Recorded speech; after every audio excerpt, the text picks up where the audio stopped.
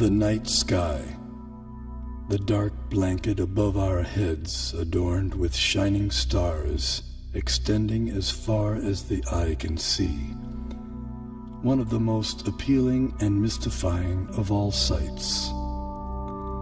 The beauty and the majesty of the universe have inspired awe and reverence in the best brains throughout history.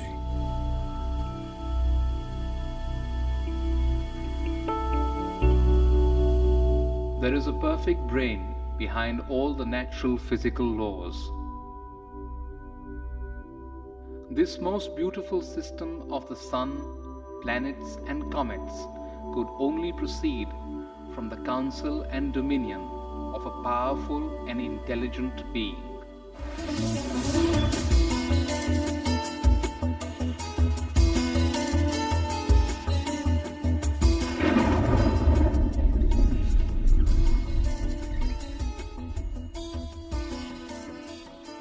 Please describe the symptoms of this manifest world. What is its background? How is it created? How is it conserved? And under whose control is all this being done? Many millennia ago, an advanced civilization revealed the mystery of the origin and nature of the cosmos. The term Vedic refers to the civilization of ancient India. Angkor Wat, the world's largest temple complex, with walls nearly 1/2 mile on each side, was built between 1112 and 1150 AD in Cambodia. Astronomy and Vedic cosmology are inseparably entwined at Angkor Wat. The central towers represent Mount Meru, the cosmic axial mountain. The 5 internested rectangular outer walls and moats indicate chains of mountains enclosing the world and the cosmic oceans beyond. Science Journal noted that Angkor Wat had encoded precise calendrical, historical, and cosmological themes into the architectural plan for the temple. As many as 18 astronomical alignments have been identified within its walls. Rarely in history has any culture given rise to a structure that so elaborately and expansively incorporates its concept of the cosmos. Similar integration of cosmology and architecture is seen in the massive Indonesian temple at Borobudur. The temple was laid out using the ancient method of Vastu Purusha Mandala. This square diagram harmonizes architecture with the annual movements of the celestial realm. The temple was constructed sometime around 775 AD.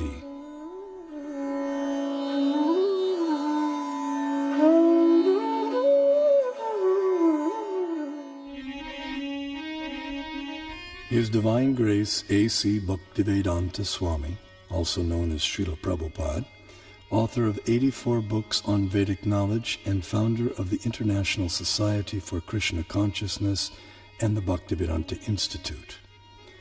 He desired to erect the world's largest planetarium depicting Vedic cosmology through modern technology.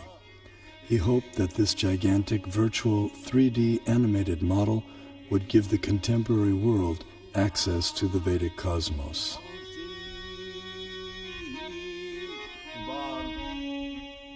The Temple of Vedic Planetarium, we shall show the Vedic conception of planetary system within this material world and above the material.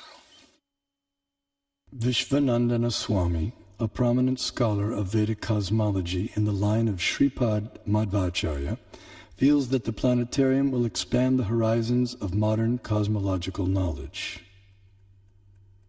We have a lot of information about this universe in our Vedic and Puranic scriptures.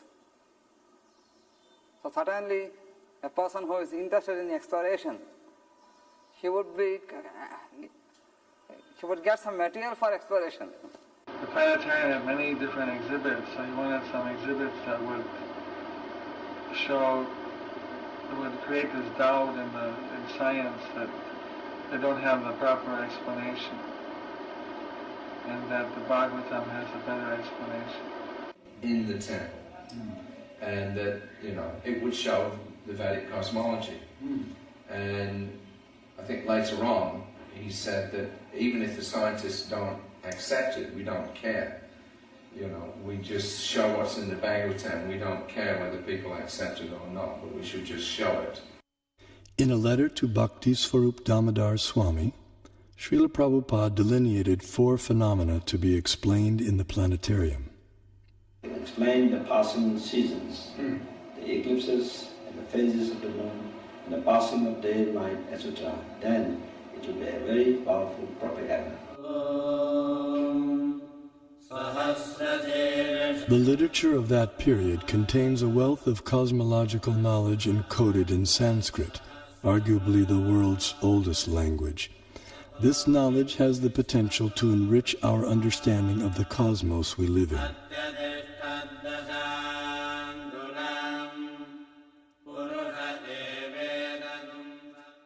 A fundamental principle of Vedic cosmology is the existence of a dual reality, material and non-material. Here we see the non-material sky filled with innumerable planets of permanent stature. Among these, the topmost planet, Goloka, is shaped like a lotus flower, and it is here that the super-intelligent designer of the cosmos, Sri Krishna, resides with his associates. Although knowledge of the non-material realm remains beyond ordinary perception, the Vedic knowledge of the material cosmos has been recognized as extraordinary by many eminent Western thinkers. As in Hindu mythology, it is a continual dance of creation and destruction involving the whole cosmos, the basis of all existence and of all natural phenomena. Long before it became a scientific aspiration to estimate the age of the earth, many elaborate systems of the world chronology had been devised by the sages of antiquity. The most remarkable of these occult timescales is that of the ancient Hindus. Indian cosmologists, the first to estimate the age of the earth at more than 4 billion years, they came closest to the modern ideas of atomism, quantum physics. To the philosophers of India, however, relativity is no new discovery, just as the concept of light years is no matter for astonishment to people used to thinking of time in millions of kalpas. A kalpa is about 4,320,000 years. The Hindu religion is the only one of the world's great faiths dedicated to the idea that the cosmos itself undergoes an immense, indeed an infinite, number of deaths and rebirths. Thus, the Vedic literatures answer the question whether the cosmos always existed or it had a beginning. The temporal arena of repeated universal creations and destructions exists in a corner of the non-material sky.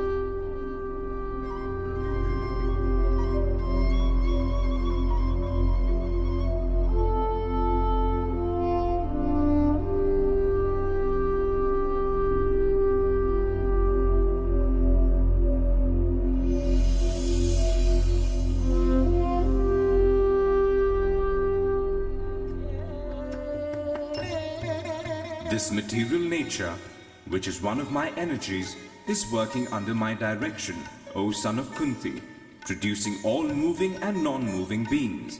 Under its rule, this manifestation is created and annihilated again and again.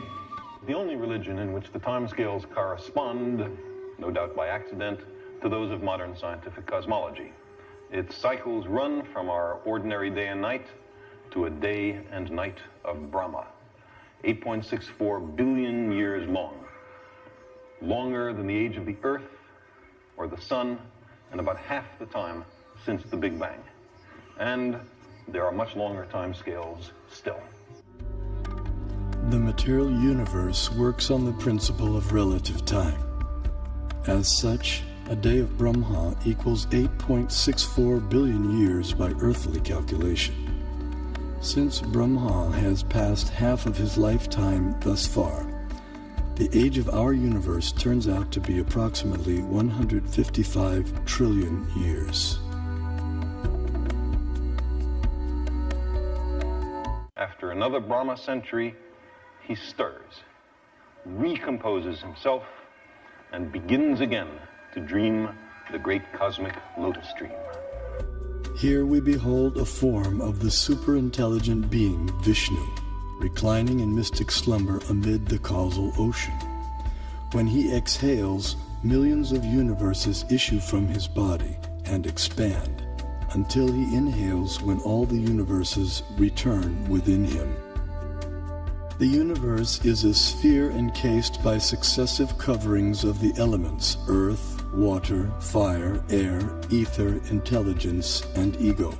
As a coconut has its hard outer shell and inner liquid, so the universe has its outer coverings and an inner space half filled with ocean water. On that ocean, another Vishnu expansion reclined on a serpent bed while being massaged by his consort Lakshmi.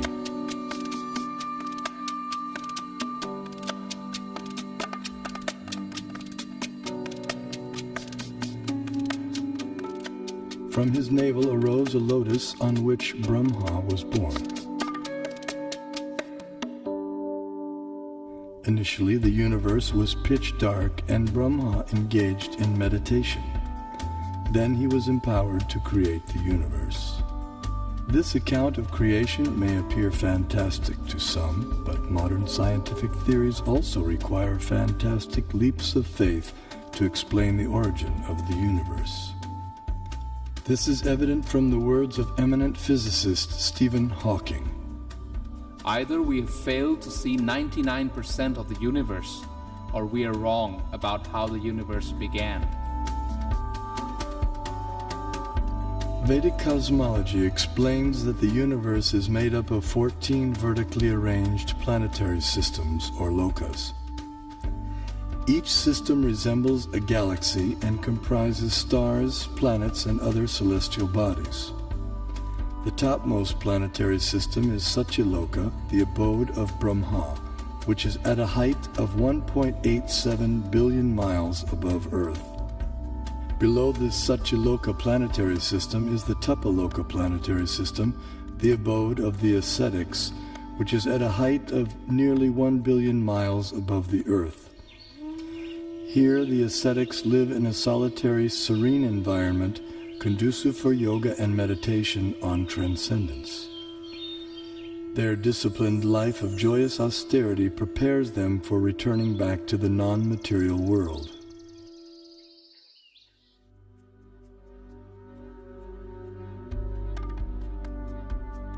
As we move down from Tapaloka, we pass through Maharloka and Janaloka until we reach the Svargaloka planetary system, also known as heaven. The alignment of heavenly bodies around the pole star was elucidated by Srila Prabhupada in a letter. We can see that at night the whole planetary system is turning around. And the pole star being the pivot. His planet has its orbit fixed, but the sun is moving up and down, north and south. It is not that we shall accept the theory that the sun is fixed and others are all going around the sun. That is not correct. In talks with leading disciples, Srila Prabhupada compared the revolution of planets and stars to a spectacular rotating chandelier. It's like this chandelier, and so the whole thing is moving. And then he developed this idea of the Temple of the Vedic Planetarium, and how he'd always go like this, dome, dome. He'd hold his hand like that, and he'd say, and then from the center of the dome, a chandelier, which shows the planets according to the Vedic version. Some spectacular kind of chandelier. This planetary system is rotating from east to west, and it is hanging like the chandelier, taking shelter of the pole star. That we can see every night.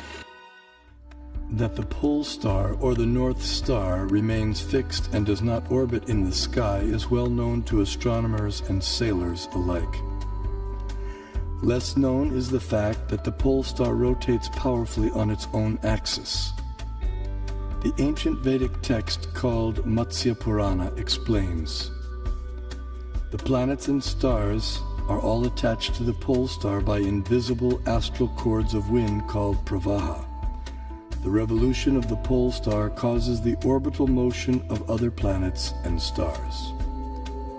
Through meditation, yogic astronomers visualize the planets and stars as different parts of the body of Shishumar, the transcendental dolphin. The pole star, the topmost of the heavenly planets, is like the capital of the middle universe. Here, the third form of Vishnu resides on an ocean of milk. In times of universal disturbances, the demigods headed by Brahma come here to appeal for help. The pole star is also the abode of Dhruva, a pure and exalted devotee of the Lord.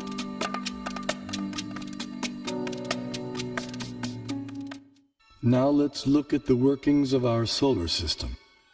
The mainstream scientific notion has been to portray the solar system as heliocentric or sun-centered. In the Vedic geocentric model, the sun, planets, and constellations revolve around the Earth in an approximately 24-hour period. What may surprise many is that a geocentric or Earth-centered model is also capable of explaining the cosmic phenomenon with equal, if not better, accuracy, as is confirmed by many eminent scientists. Either CS could be used with equal justification. The two sentences, "the sun is at rest and the earth moves," or "the sun moves and the earth is at rest," would simply mean two different conventions concerning two different CS. We know that the difference between a heliocentric theory and a geocentric theory is one of relative motion only, and that such a difference has no physical significance. Obviously, it matters little if we think of the earth as turning about on its axis, or if we view it at rest while the fixed stars revolve around it. Geometrically, these are exactly the same case of a relative rotation of the earth and the fixed stars with respect to one another. Although the heliocentric model has been widely propagated, it has never been proven. There is no planetary observation by which we on Earth can prove that the Earth is moving in an orbit around the Sun. Mathematically, there is nothing wrong in this system because we are observing from the Earth and it is the relative motion that really matters. So if you assume that the Sun goes around the Earth, there is nothing wrong because it's a question of relative motion. The Vedas give amazing information about the Sun. Do you know what energy runs the Sun? Is it nuclear fusion? Is it volcanic energy? The Vedas say it is water. Yes, water. The Sun evaporates water from all over the creation and uses it as fuel, just as lightning uses moisture. Modern science knows that sunlight contains many types of rays, such as ultraviolet, infrared, gamma rays, X-rays, etc. The Vedas describe that sunlight contains 100,000 different types of rays, each possessing specific subtle properties. Just as in a house, electricity regulates coolness, heat, light, sound, etc., so the sun's rays control heat and cold, day and night, summer and winter, darkness and light throughout the universe. The Vedic geocentric model explains how the Sun moves around the pole star situated vertically above Earth's North Pole. As the Sun goes around the Earth globe, we experience day and night. The stationary Earth, unlike the pole star, does not revolve on its own axis, though it is slightly tilted toward the pole star. During summer in the northern hemisphere, the North Pole experiences 6 months of daylight. Conversely, during summer in the southern hemisphere, the South Pole experiences 6 months of daylight. These 6-month periods correspond to a day and night for the demigods living in the heavenly planetary system. Vedic cosmology accounts for this phenomena by the vertical motion of the sun, technically called Uttarayana and Dakshinayana. The sun moves upward on an incline for half a year and then downward for the next half. This motion produces 2 effects on Earth, namely the changing of the seasons and the varying durations of day and night. Ordinary vision sees the sun to be a mere globe of fire. However, celestial vision reveals a personality residing over the sun. His name is Vivasvan, and he rides on a golden chariot pulled by 7 divine horses at a speed of 16,000 miles per second.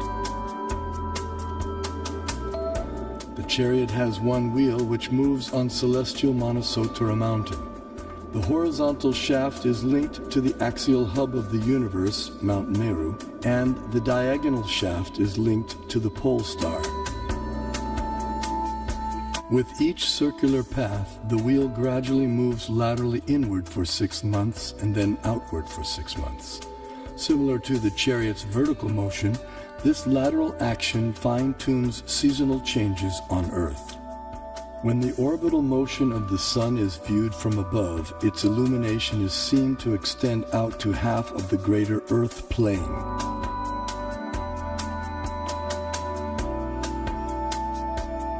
During its orbit, the sun passes over the 4 cities situated in the 4 cardinal directions.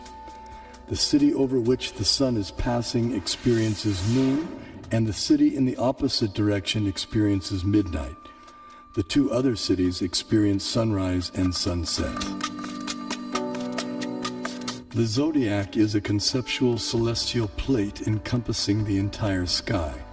Like the face of a clock, the zodiac is divided into 12 divisions of 30 degrees each, called signs of the zodiac, or rashis. Each named according to the constellation of stars residing within them. These signs serve as a set of reference markers for measuring the movements of the moon, sun, and the planets. The zodiac completes 1 clockwise revolution of 360 degrees in every 24-hour period. The moon travels through the zodiac, but due to its slower angular velocity, it completes only about 347 degrees in 24 hours, falling behind by about 13 degrees. The day after the new moon day, we see 1 moon phase. The next day, the moon again completes 347 degrees, and we see the moon in its 2nd phase.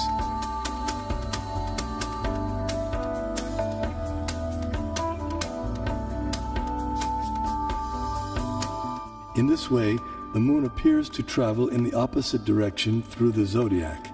This is also called retrograde motion.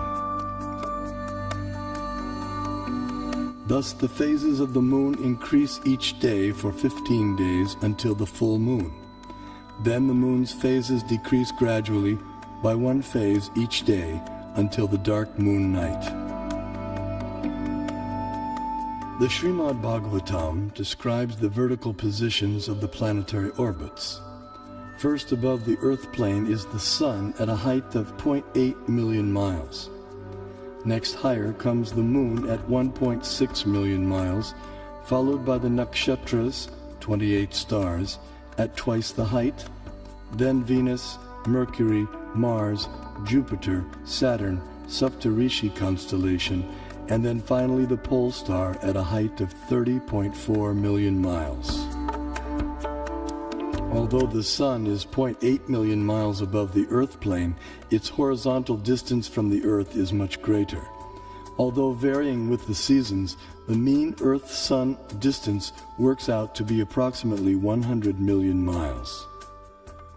80,000 miles below the Sun is a dark or invisible planet named Rahu. When this planet comes between Earth and the Sun on the new moon day, or Amavasya, while the moon is in the same conjunction or straight line, a solar eclipse takes place. The eclipse is full for those on Earth who are situated in line with the conjunction, while others may see it partially. Similarly, when Rahu comes between the Earth and the Moon on the full moon day, or Purnima, while the Sun is in the same conjunction, a lunar eclipse takes place. This is seen by anyone on Earth who can see the Moon. The eclipse is either full or partial depending on the movement of Rahu. At least 5,000 years ago, the Vedas were able to predict eclipses precisely. This science is still used today with the same extraordinary accuracy. Science is defined as systematized knowledge of things around us. So if we prove that Vedic cosmology is systematized knowledge, that would prove, in other words, scientific nature of Vedic cosmology. Modern cosmic science is only a few centuries old, whereas our Vedic cosmology is several thousands of years old. So the modern science certainly cannot be a base for ancient Vedic cosmology. Vedic cosmology presented from the Vaishnava point of view and as based on the Vedas will find appreciation by real scientists because it has its own scientific basis. Science has always changed. Over the centuries, one theory after the other has come and replaced the former theory. And what is prevalent, everyone has accepted. But Vedanta doesn't change. Do you say that these modern scientists have found out everything in this universe? They have not explored all the possibilities in the field of cosmology. Only they have explored to some extent. They have seen through this Nalika Yantra or the telescopes and microscopes, etc., which are having their own limitations. And people getting the information through limited devices, can they say they know everything? I don't agree with this particular point at all. Kepler put Sun at a distance of 30 million miles from Earth, but the modern scientists placed the same Earth at a distance of 93 million miles. In 1930, Pluto came into existence. 2006, it vanished. To realize the vision of the Vedic planetarium, Srila Prabhupada wanted a diagram depicting the structure of the universe. To this end, he engaged devotees and artists in drawing maps according to Srimad Bhagavatam. Those three, and I was doing maps. We had some big pieces of paper, and then after this, I was there for discussions, and we'd take some notes, and then try to make these maps. They were present sometimes while I was making the maps. Other times I would make the maps on my own. And I only think there were about 3 or 4 maps of Bhumandala. But, so I made this one big map. One of the maps was the concentric overview of Bhumandala. Simultaneously, Srila Prabhupada sent out leading students to find a competent Vedic astronomer. After extensive searching throughout India, finally on April 30th, 1977, a reputed South Indian pundit was brought to Bombay, India to meet Srila Prabhupada. In the 5th canto, there is a description of the planetary system. Yes. So we want a diagram. Yes. So kindly help us. This planetary system is hanging. Yes. Urdhva Dosaka. Same thing is explained in the Srimad Bhagavatam. But how it is hanging and where a different situation of the planets and Platos and kings. So as far as the book is concerned, kindly make a diagram so that we shall exhibit. Because draw table, prepare the diagrams, some other things. And during that summer of 77, Prabhupada had a lot of meetings with him and Tamal Krishna Maharaj to discuss how to do this Vedic planetarium. And they actually sent people out, they tried to get people from South India. There was a lot of effort that was made, to try to get a good concept of how to present it. But they couldn't find anybody who was able to do it, at least not to Prabhupada's satisfaction. So it was one of the things that Prabhupada left with us. Srila Prabhupada's desire for the diagram was not to go unfulfilled. That elusive map was discovered by Srila Prabhupada's disciples at the holy village of Melakote, some 50 kilometers north of Mysore, Karnataka in India. This diagram accurately depicted the entire cosmology of Srimad Bhagavatam in an ingenious yet simple rendering. The person through whom it was revealed to the world was the 19th century scholar saint Tiruvenkata Ramanuja G.R. Swami. Born in Sri Perumbudur, Tamil Nadu, Tiruvenkata Swami went on to become an acharya or spiritual leader in the preceptorial line known as the Sri Sampradaya.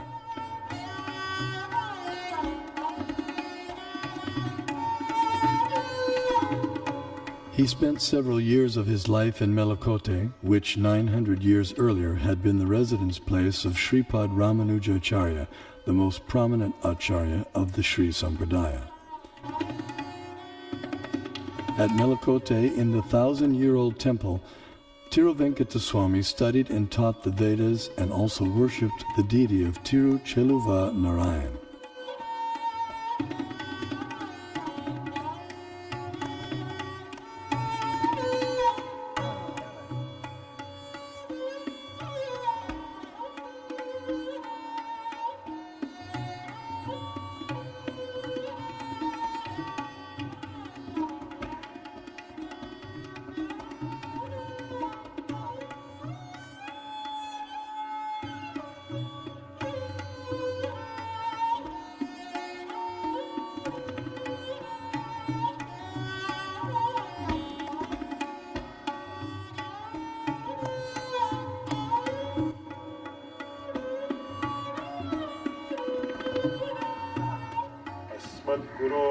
भगवतोऽस्य दयैकसिन्धोः रामानुजस्य चरणौ शरणं प्रपद्ये. One day, while studying the Mahabharata, a 5,000-year-old epic of ancient India, he came across some intriguing verses.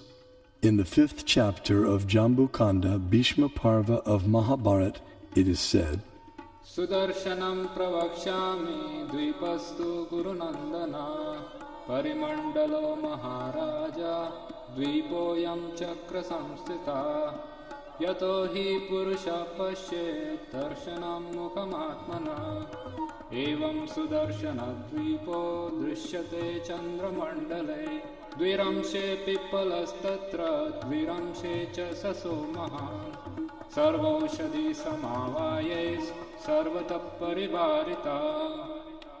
This Bharat Khanda is called Sudarshana Dvip, since it looks beautiful to the eyes of the onlookers. Being circular, it looks like the disk of the Lord, and it is attached to cyclic time in the form of a disk presided over by Lord Sudarshana. Bharat Khanda is in the form of a globe, since all of its 4 corners are rounded like the bale fruit. When viewed from the moon, half of Bharat Khanda appears like the rabbit and a small peepal leaf, while the other half appears in the form of a big peepal leaf, with all of them surrounded by varieties of vegetation. Pondering the verses, he became perplexed. What on earth can a rabbit and peepal leaves have to do with geography or cosmography? As he sought to understand their meaning, he contemplated, meditated, and prayed.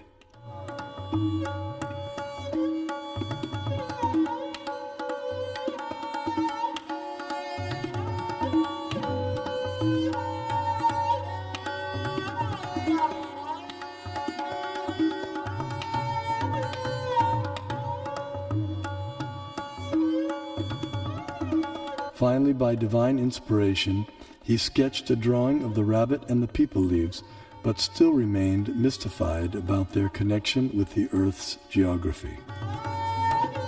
Suddenly it dawned on him that if the drawing was turned upside down, the rabbit perfectly corresponded with Europe, Asia, and Africa, while the peepal leaves corresponded with North America, South America, and Australia. These continents comprise our Earth, which the Mahabharata calls Bharatkanda.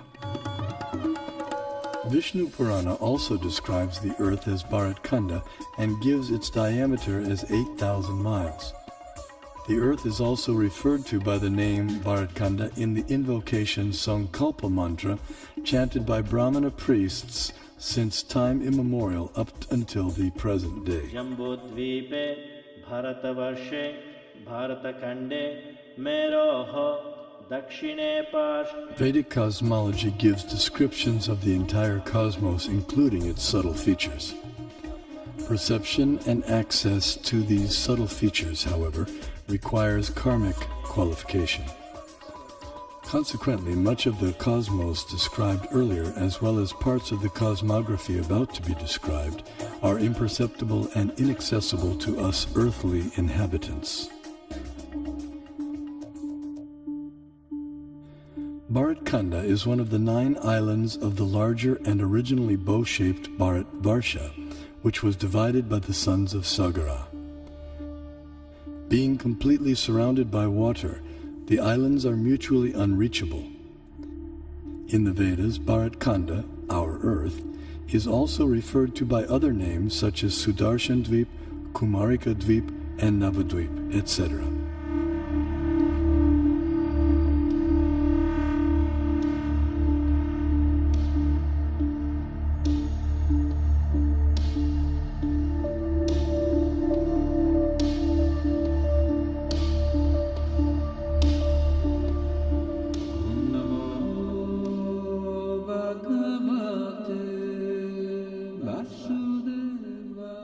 In Bharatvarsha, the famous mountains known as the Himalayas are tall and immovable.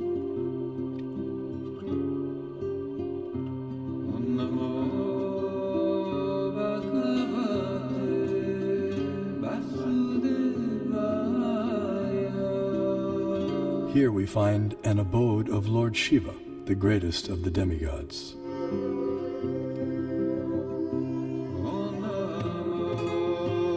In the center of Jambudvip stands the most extraordinary divine golden mountain called Meru.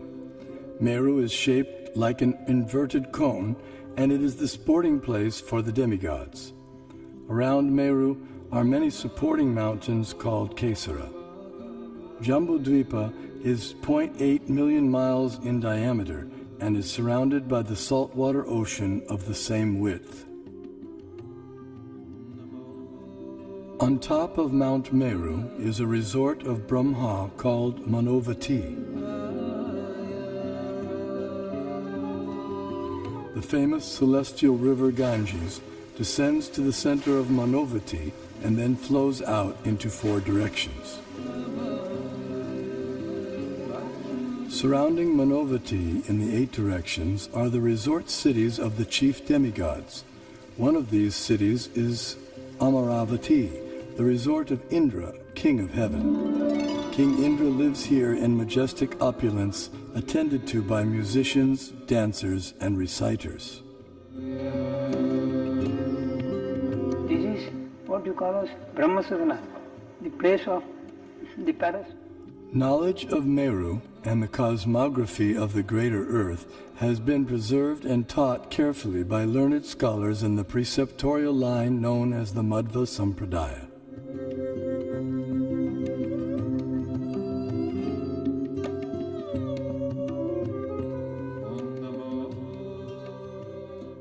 The greater earthly planetary system extends out to the edges of the universe and has a diameter of 4 billion miles. Known as Bhumandala, shaped like a lotus flower, it has 7 concentric islands and oceans with Mount Meru as its pericarp.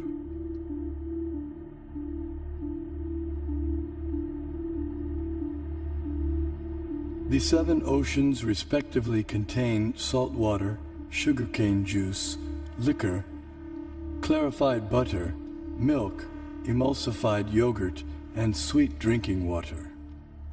Sometimes Vedic cosmology is misconstrued as portraying the Earth to be a flat disk. This flat Earth misconception arises partly due to our inability to understand Vedic nomenclature.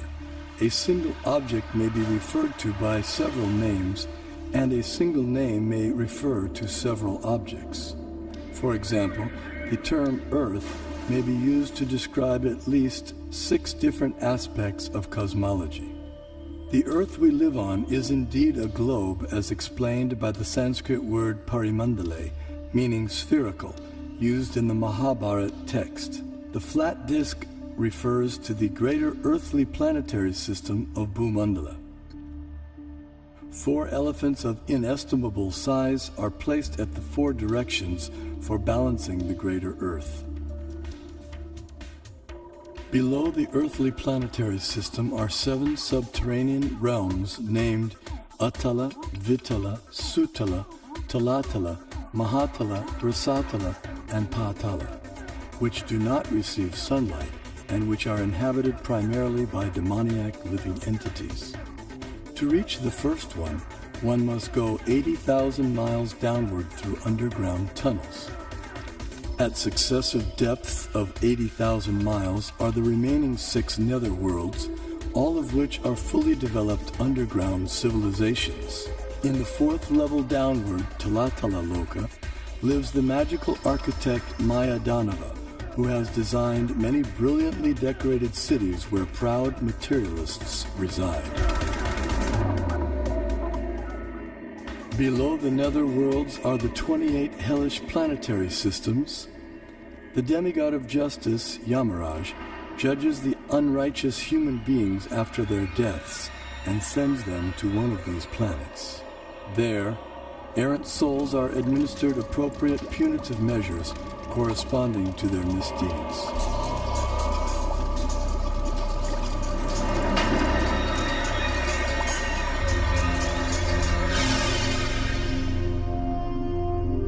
The earthly and subterranean planetary systems rest upon one of the hoods of the gigantic divine serpent, Shesha.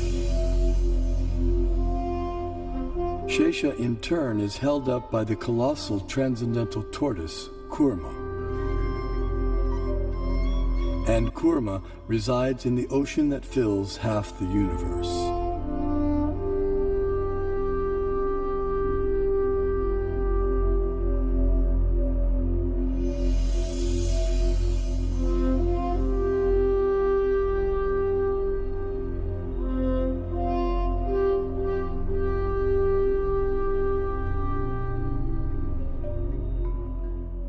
We had the great stalwarts in Kerala, like Madhava, who gave infinite series formulae for sine, cosine, pi, nearly 2 centuries before Newton was born, to teach calculus to the world. Albert Einstein also recognized the contribution of Vedic mathematics to science.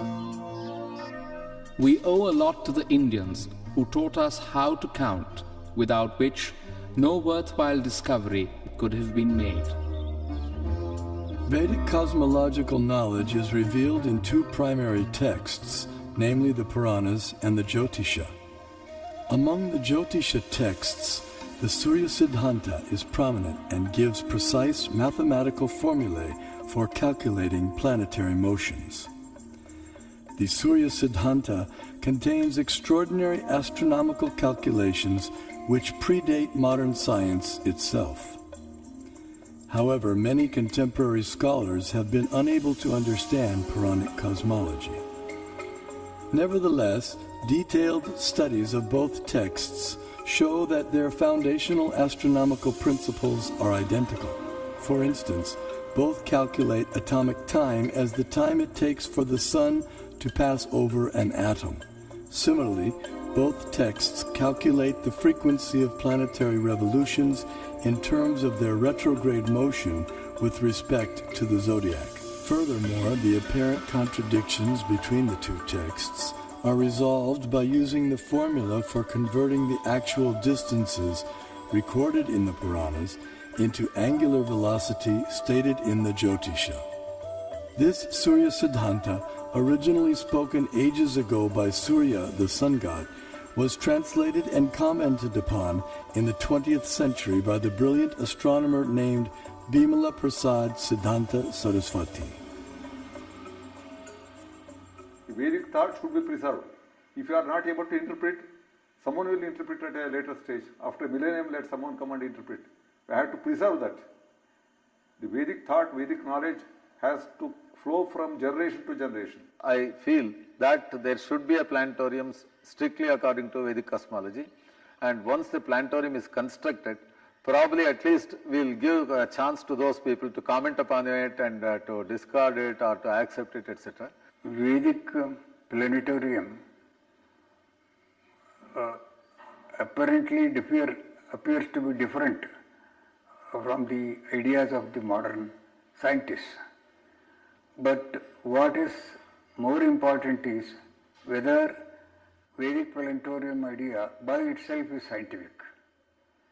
If it is scientific, the modern scientists will have to revise their ideas about their own planetarium.